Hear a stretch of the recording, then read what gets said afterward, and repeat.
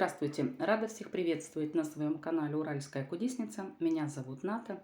И в этом ролике я покажу вам, как можно сшить красивую, но простую по технике исполнения подставку под горячее. Шьется и правда легко, а получается красиво. Итак, за основу я взяла блюдце. Блюдце у меня диаметром 10 сантиметров. Обвела его на двух кусочках ткани. Затем эти кусочки ткани скрепила между собой и проложила строчку. Строчка у меня непрерывная. Теперь я эту окружность просто вырезаю ножницами зигзаг. Затем сделаю надрез и выверну эту форму. Для наполнения я буду использовать салфетки по уходу за домом. Есть у меня такие салфетки, я очень часто с ними работаю. И те, кто смотрит меня давно, знают. Вот такая у меня салфетка, я на ней тренировалась, настраивала машинку под стежку. И затем эту салфетку я вкладываю вовнутрь. Вы можете использовать любой другой наполнитель, который вам нравится. Можете использовать холстопрошивное полотно, либо что-то другое, но совет: не используйте слишком толстый наполнитель, иначе ваша машинка потом не возьмет такую толщину, либо работа будет выглядеть неаккуратно. И это моя основа, и она у меня уже готова. Затем из трех видов ткани, трех разных расцветок, я вырезала прямоугольники. Все мои прямоугольники имеют размер 7 на 8,5 сантиметров. И сейчас моя задача заключается в том, чтобы из этих прямоугольников сложить треугольники и все это заутюжить, чтобы хорошо держалась форма. И здесь есть такое правило. Посмотрите, как я сворачиваю треугольники. Девочки, моя машинка не очень любит толстый шов. И вот такой способ сворачивания треугольников делает их тонкими. Если вы будете их сворачивать каким-то другим способом, то треугольники будут толстенькие. И при нашивании их на основу получается очень толстый слой. А затем сверху зеленых треугольников у меня пойдут красные треугольники. Это еще толщина прибавится. Затем желтый. И в итоге получается очень большая толщина. И не все машинки справляются с этим. Поэтому вот я считаю, что такой способ сворачивания треугольников — это очень хороший способ в данной технике. А еще я хочу, чтобы вы обратили внимание на мой утюжок. Очень долго я его искала. В интернете он дорогой. Нашла на Валбересе. И вот правда, цена и качество вообще обалденное соотношение. Девчонки, если вам кому-то нужен такой утюжок, то пишите, я оставлю ссылку на этот магазин. Но пишите мне не на YouTube, не на Дзене. На Дзене почему-то у меня не получается оставлять ссылки. Я не знаю, что происходит с Дзеном. На YouTube тоже пытаюсь оставлять ссылки, но ссылки приводят куда-то не туда. В Телеграме у меня есть мой канал, который называется Уральская кудесница. Вот если вам нужна ссылка на этот утюжок, то пройдите внизу в инфобоксе в мой телеграм-канал, напишите мне там, и я вам обязательно скину ссылку. Если вам нужны будут какие-то пояснения, я тоже вам там все расскажу. Почему телеграм-канал? Потому что иногда у меня нет возможности вам написать. Мои руки заняты. Но я могу вам отправить голосовое сообщение. Это очень быстро. Также, если вам что-то непонятно, я могу снять быстренький короткий ролик и загрузить его на канал со всеми пояснениями и объяснениями. Если вам что-то непонятно, вы также можете загрузить мне туда ролик и попросить меня что-то объяснить. Я считаю, что вот на данный момент Telegram — это самый классный мессенджер. Поэтому все ссылки, все какие-то конкретные вопросы туда, и я там быстро вам отвечаю. А тем временем вы видите на своих экранах, что я уже выложила первый ряд зеленых треугольников. И вот этот последний треугольник, я его чуть-чуть подпихиваю под первый, чтобы все треугольнички у меня были внахлёст. Приколола все на булавочки, сделала строчку на машинке. И затем срезаю лишнюю ткань, вот эти хвостики. Но, конечно, не под корень. Зачем я это делаю? Есть два основных для меня момента. Первый момент — это то, что моя машинка не любит толстые ткани. Я свою машинку люблю, и я всячески ей помогаю. И второй момент, мне нужна четкая ровная поверхность внутри.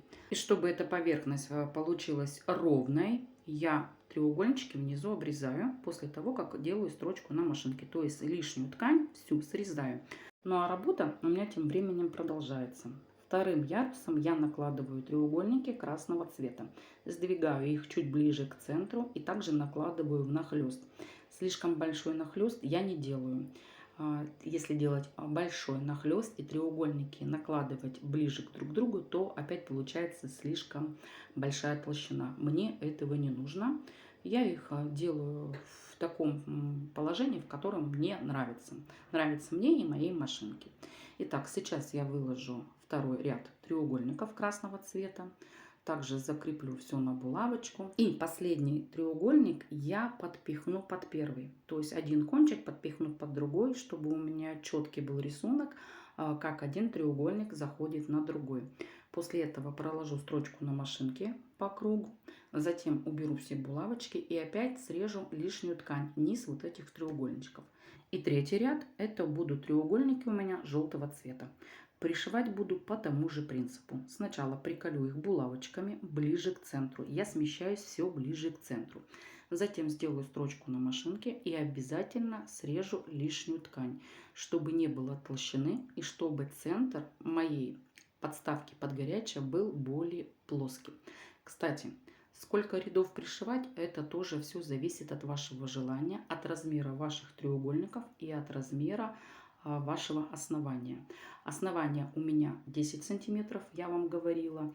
И центр у меня будет вот плоский, который 7 сантиметров. Это моя задумка. Как сделать центр? Все зависит от технической возможности вашей машинки и от вашего желания. Первый вариант. Центр можно пришить швом зигзаг. Можно пришить любой другой декоративной строчкой, либо просто прямой строчкой. Также можно пришить его и вручную. Что буду делать я? Я буду пришивать центр вручную потайным стежком. И поверьте, это тоже получается очень красиво.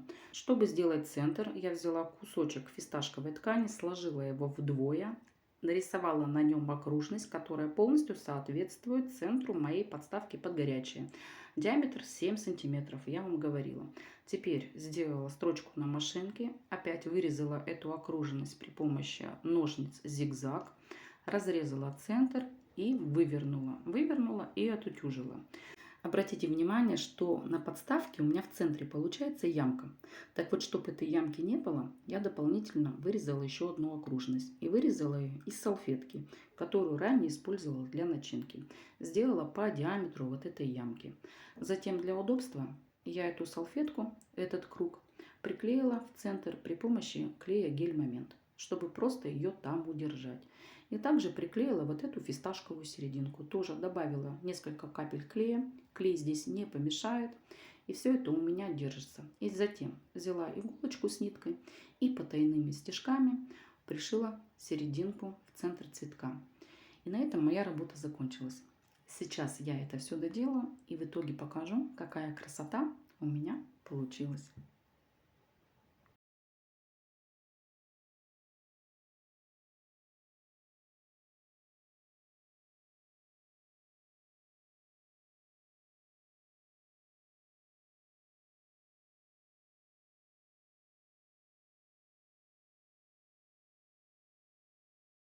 И в итоге посмотрите, какие красивые у меня получились цветы, подставки под горячее. Девочки, сшила я их много.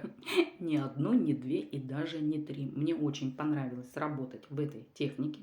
Посмотрите, какие красивые получились цветы. Можно использовать совершенно различные сочетания цвета ткани. Можно сделать ромашки, можно сделать подсолнухи, можно сделать георгины, можно сделать розы. Все зависит от цвета и расцветки вашей ткани.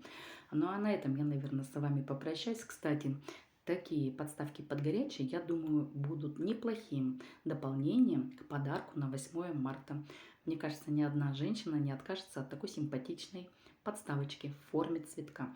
Ну а на этом с вами попрощаюсь. Пожелаю вам счастья, здоровья. Если вам понравилось мое видео, ставьте лайк. Если не понравилось, конечно, ставьте дизлайк. Подписывайтесь на мой канал. У меня для вас много нового и интересного.